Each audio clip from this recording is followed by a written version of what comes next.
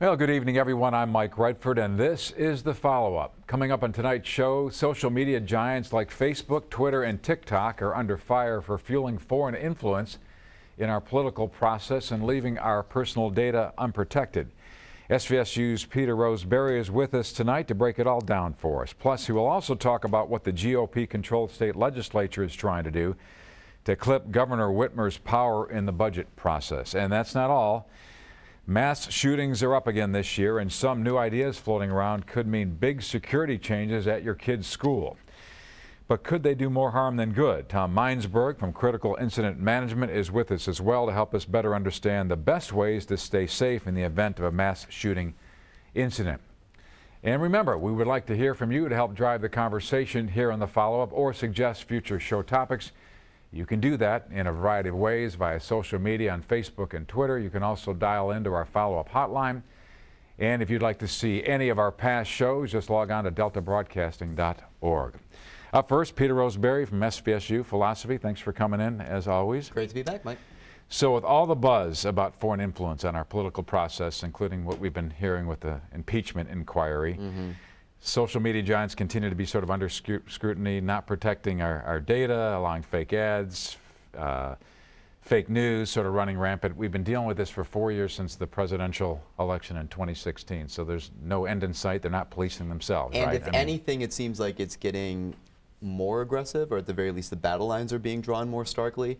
There's certainly some Democratic presidential candidates, Senator Warren perhaps most notably, but not only her, who have made it clear that this would actually be sort of a component of her plan, that one of the things that she would explicitly target in her role as chief executive is to go after the Facebooks of the world. And there's talk of monopolies, there's talk of antitrust legislation, there's talk of breaking some of these companies up, perhaps out of no better idea of what to do with the Facebooks, the Googles, and the Amazons of the world, quite frankly.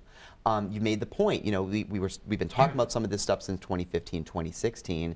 It doesn't seem like a lot of the problems that have been around for a few years now have been solved, the privacy issue perhaps most notably. But now there's new issues having to do with deliberately fake ads, and Facebook in particular is really taking it on the chin given some of their policies that they've sort of clarified, if not adopted, then clarified recently. Right. Now Michigan is one of 46 states, I understand, that have joined this antitrust lawsuit. Is it up to 46 now, against really? Facebook, and that's the one they're targeting the most because they seem to have a monopoly on a lot of things. They own Instagram and WhatsApp, and again, what they're saying, the monopoly is they're essentially limiting our choices and increasing sort of the cost of advertising and keeping competitors at bay, and that just can't happen. This was, and this is actually getting at a really interesting item in the debate about Facebook and Google and Amazon on the one hand and antitrust and monopolies on the other. Do you know, if you had to guess, in 2007, how many social media markets were there available? Markets. So what do you mean by markets? So different social media service providers. Oh, service providers. Right. Okay. Alternatives to Facebook, let's put it that way. 3. In 2007, I want to make sure I get this footnote right. I was doing my homework beforehand. In 2007, there were hundreds of social networks, including offerings from Google, Yahoo, and lest we forget, Boy, was I off. MySpace. Okay. Now the market really kind of has settled on Facebook and its subsidiaries. Maybe there's a couple exceptions, but not many. So one of the things that people are concerned about, monopolies and antitrust are concerned with, is that there's really only one game in town, that if you're going to be on a social network, you kind of have to go through Facebook and its subsidiary products, or there's just nowhere else to go. The trick is, and so this is one of the things that is still sort of getting sorted out among lawyers, as far as I can tell, among the general public, among politicians. Everybody is willing to call Facebook a monopoly. A bunch of lawyers, and maybe rightly so for all I know, I'm not a lawyer, are a little skeptical here. Normally when we're talking about monopolies and antitrust, it has to do with the product that you pay for. So, and there's another component that we should talk about too. But you don't pay for Facebook, at least not obviously, to use its services. The reply to that, of course, is, well, you don't pay money out of your wallet, but there is still a price. Namely, giving companies like Facebook and their commercial partners access to your data, that's the price you pay. It's not 20 bucks a month. It's not that kind of price, but it does still cost you something, and something that a lot of us value, namely control over our informational privacy. And of course, we've seen Facebook not handle this very well, that data being used for kind of nefarious ends. I'm thinking of Cambridge Analytica and a few other kinds of things. Right. And did something happen today with some employees at Facebook? 250 employees did something, right? It's pretty clear that there is a divide between the leadership at Facebook, Mark Zuckerberg most notably, and several employees who work at Facebook. The Facebook policy, especially with respect to political ads, is that they're going to be very, very hands-off, especially with politicians who want to run fake ads. There's an amazing story out of California that we can talk about too, but their policy with respect to even deliberately fake and false ads is that they're not really moderating them, and they're not pulling them. Now, who's running the fake ads? If you're on the right, you're going to point to people like Elizabeth Warren, who has deliberately and intentionally posted some fake ads kind of to see how Facebook would handle it. If you're on the left, you're going to point to President Trump and fake pronouncements that he makes in what deserve to be called ads. So everybody's kind of got a complaint here, you might think. Facebook's policy is to let these things go largely unvetted if you're a politician. The employees at Facebook have a problem with this. Mark Zuckerberg kind of famously had this conversation. The transcript and I believe some audio of it sort of went live, that it would suck for his company if Elizabeth Warren were elected president. Why? Because it would cost them money. That's the corporate angle from Facebook. The employee angle is that Facebook is being used knowingly, deliberately, intentionally to lie to the American public, and that's what they find objectionable. Well, it could be a freedom of speech issue too, right? How much government intervention do we want, do we need?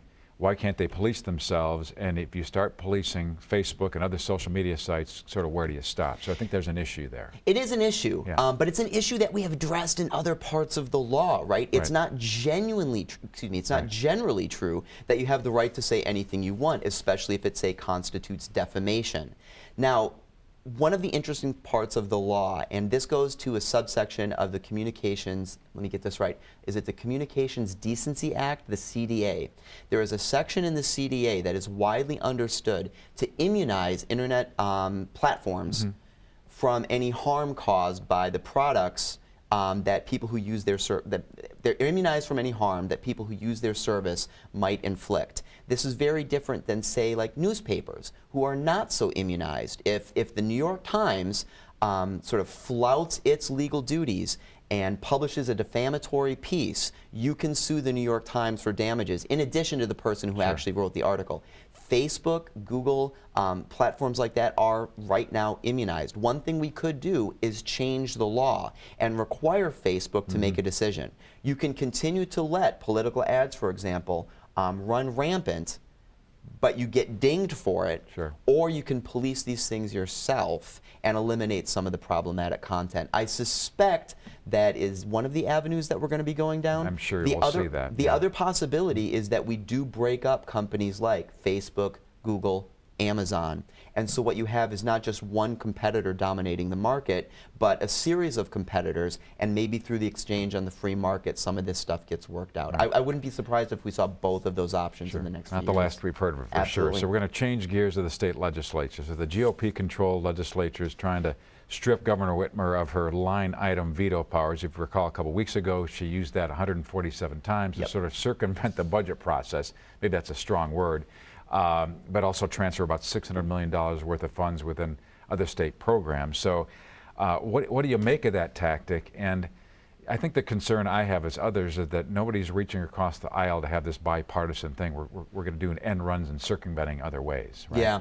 Now, I suppose what the Whitmer administration is going to say is that this is actually part of an attempt to have that kind of negotiation. Clearly, that's what she's been saying, right? So there is still a supplementary budget process that can restore funding to these cut programs, but that is going to require the legislature and the governor to work together. They're going to have to propose a supplementary budget. She's going to have to sign it. So if that doesn't happen, then the budget is simply stripped of those funds.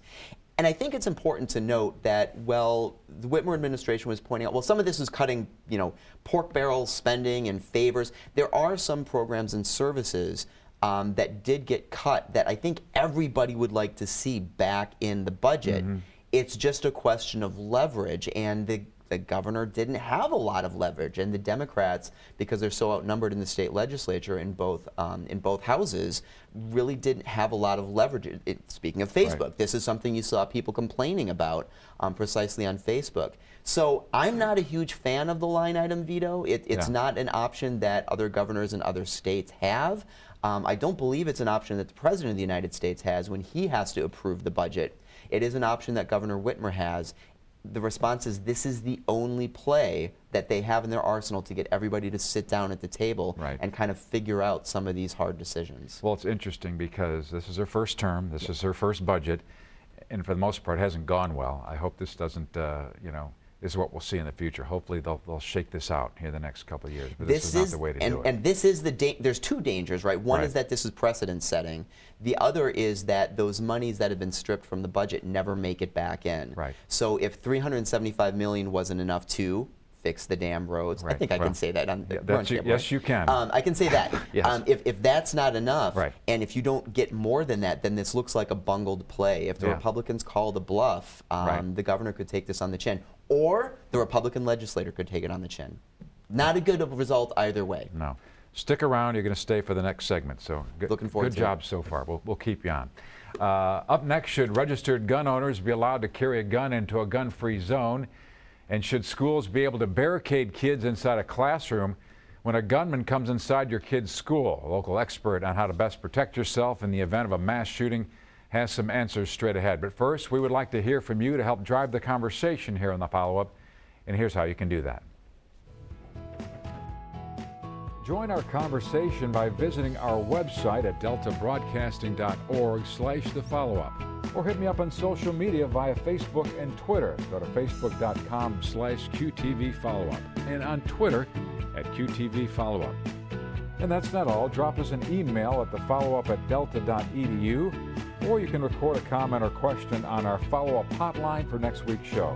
That's 1-877-430-8989. So join the conversation at The Follow-Up. We really want to hear from you.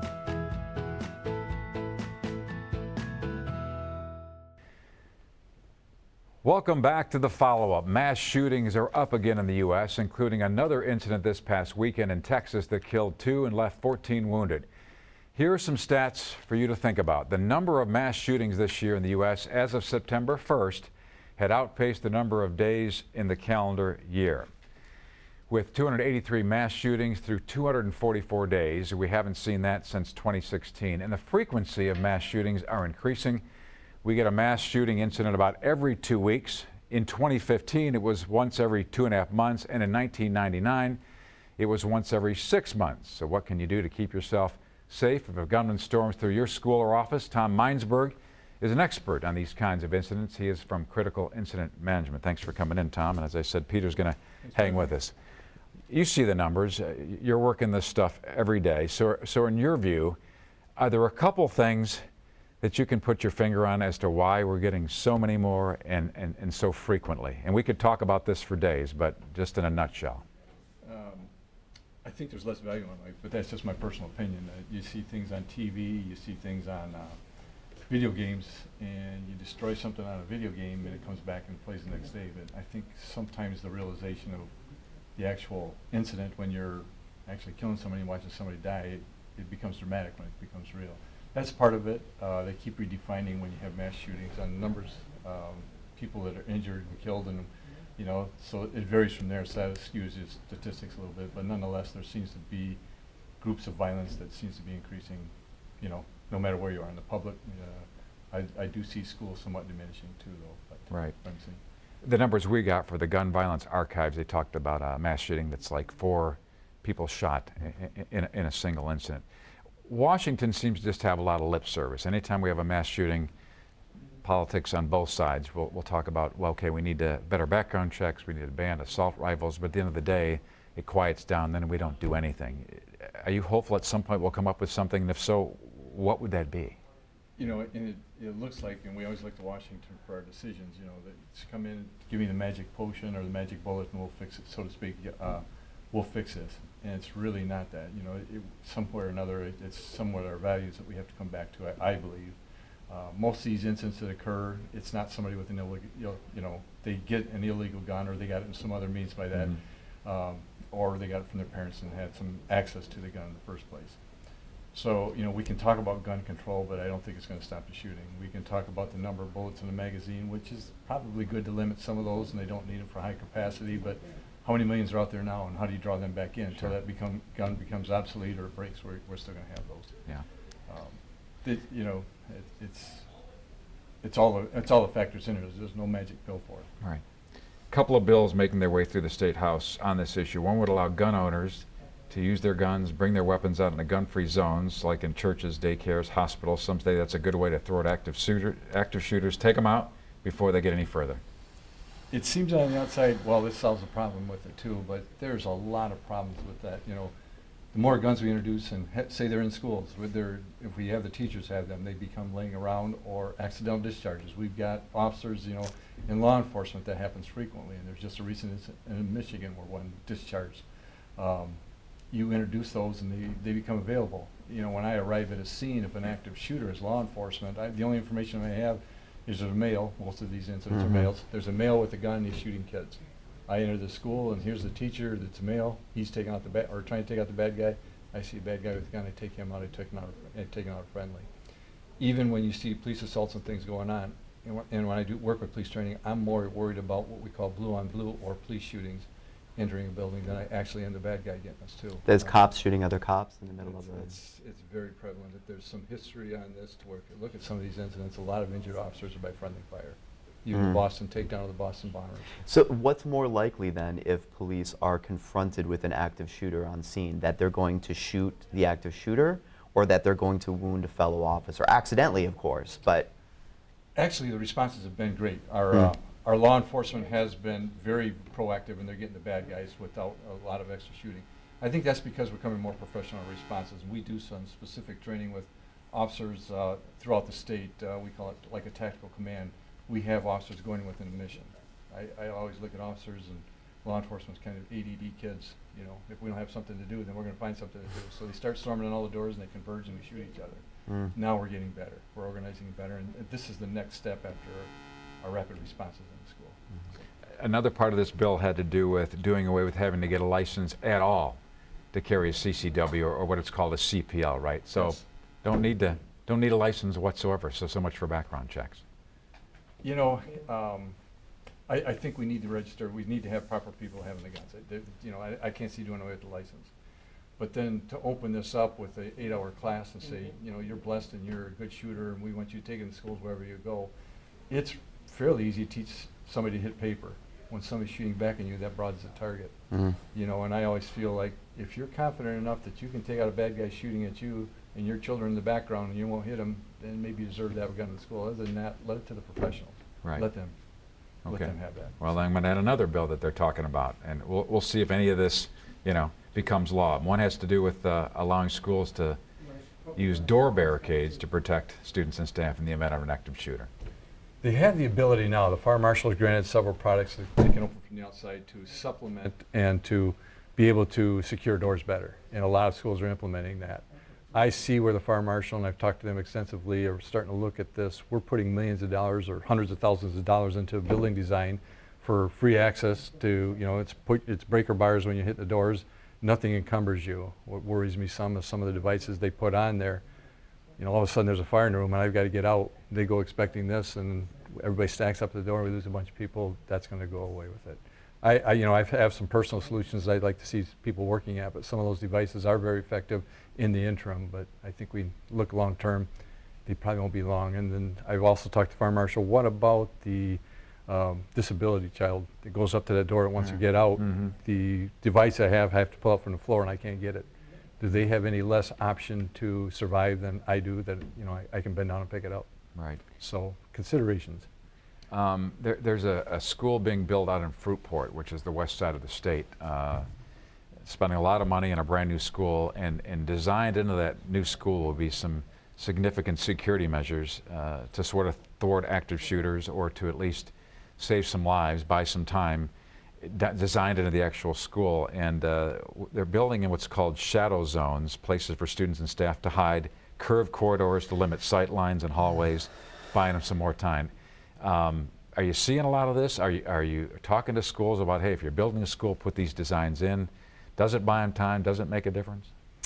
What I like to see is controlled access. That's eliminating it. Our schools used to be what they call soft targets. I believe they're hardened now because you have to be admitted in. And even if I shoot my way in there, I'm giving a heads up to the people inside so they can react and secure our kids. But I don't have to redesign the school. You know, you give me a good strong door, fire-rated door. They do have a device or film that you can put across the window to make it bulletproof, and you give me a strong lock, and I don't think a bad guy's going to get in there before the law enforcement's in chasing around.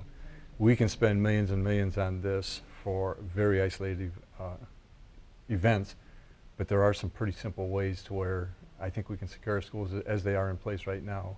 I think it would be very difficult with the schools that I deal with to be able to access kids before, if they do things right, before the law enforcement being there to eliminate the threat. So You've been at this a long time. How long's critical incident management been around? When did you find it? 19 years now.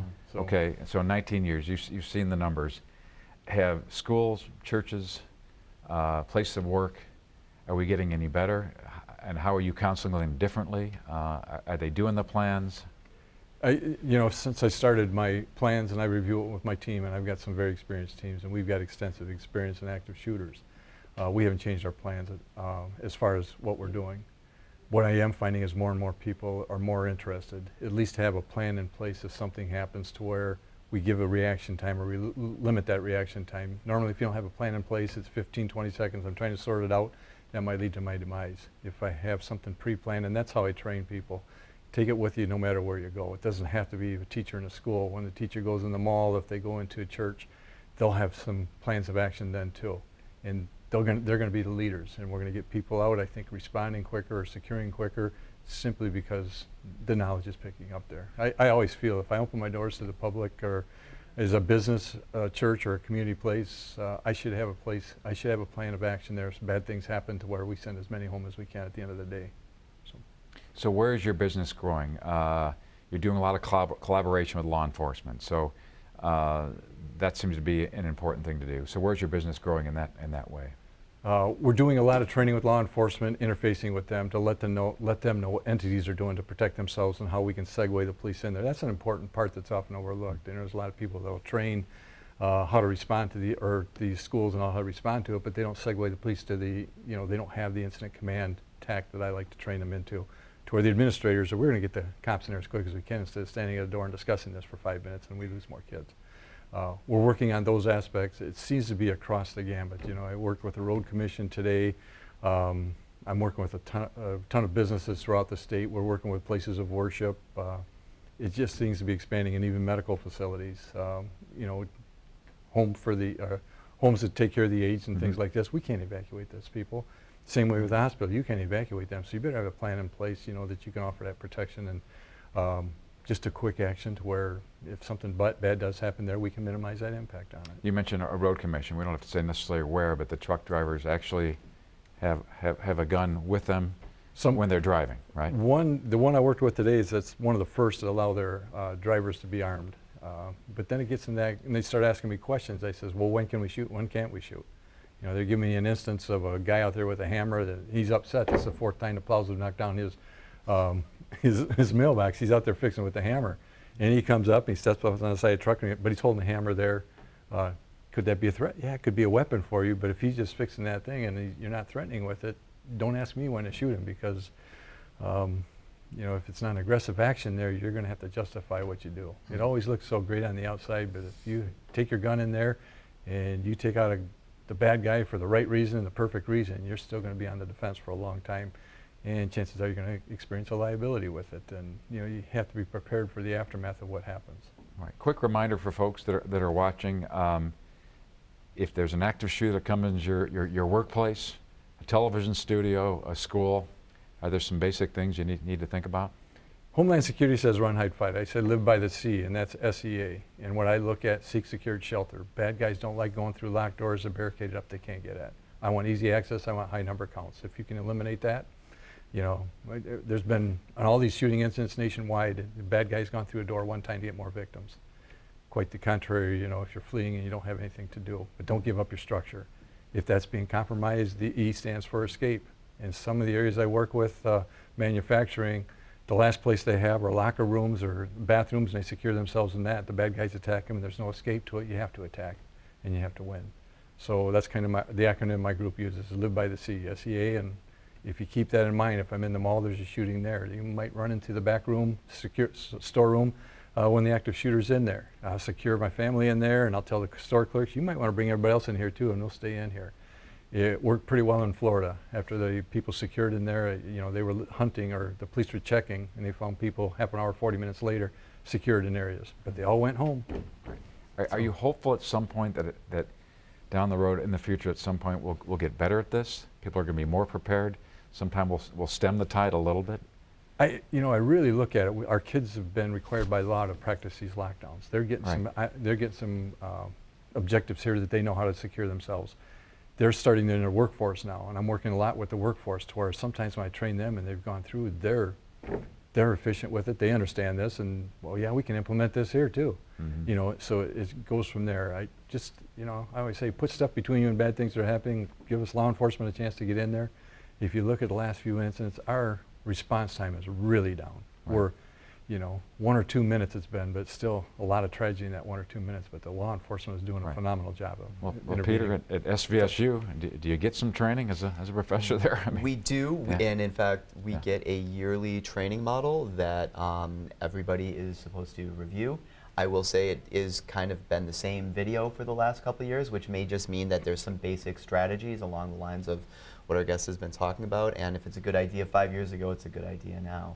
But there is a training video that I watch every single year. Wow. Hey, thanks for coming. You guys did a great job. Thank you. Some good advice, something to think about, and appreciate you guys coming in today. Thanks, Mike. And that's our show for tonight, but be sure to join us again next week at 8 p.m. sharp for the follow-up. In the meantime, hit me up on social media or dial into our follow-up hotline to help drive the conversation on future shows. I would love to hear from you. Thanks for tuning in. I'll see you next week. Have a great night, everyone.